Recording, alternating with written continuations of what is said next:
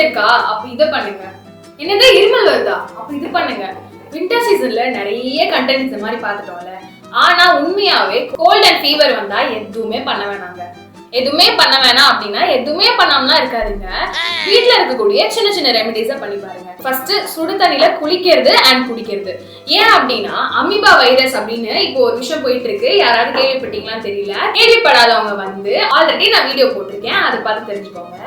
அப்படி இல்ல நான் வந்து கூகுள்லயே தெரிஞ்சுப்பேன் அப்படின்னா போட்டு பாருங்க. சபரிமலையில அமீபா வைரஸ் அப்படின்றது அதிகமாகிட்டு இருக்கு, நிறைய பேர் அஃபெக்ட் ஆகுறாங்க அப்படின்றது எல்லாத்தையுமே நம்ம கேள்விப்பட்டு இருக்கோம், நியூஸ்ல எல்லாத்தையுமே பார்த்துட்டு இருக்கோம்ல.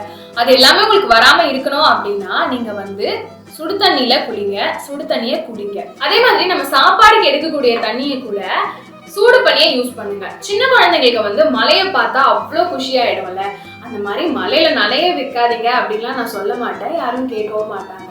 அப்படி இருக்கும்போது மலையில ஒன்ஸ் அவங்க நனைஞ்சிட்டு வந்துட்டாங்க அப்படின்னா நல்லா சுடு தண்ணி வச்சு அவங்களோட பாடியை நல்லா கிளீன் பண்ணி குளிக்க வைங்க. இது வந்து ரொம்ப முக்கியமான ஒரு விஷயமா இருக்கு. இதை வந்து ஒரு அவேரான விஷயமா வந்து எல்லாருமே எடுத்துக்கோங்க. இந்த அமீபா வைரஸ் அப்படின்றது வெறும் நார்மலான விஷயம் கிடையாது, இது வந்து நம்மளோட பிரெயினை அஃபெக்ட் பண்ணக்கூடிய ஒரு விஷயமா இருக்கு. ஸோ எல்லாருமே அவேரா இருங்க, எல்லாமே தெரிஞ்சுக்கோங்க.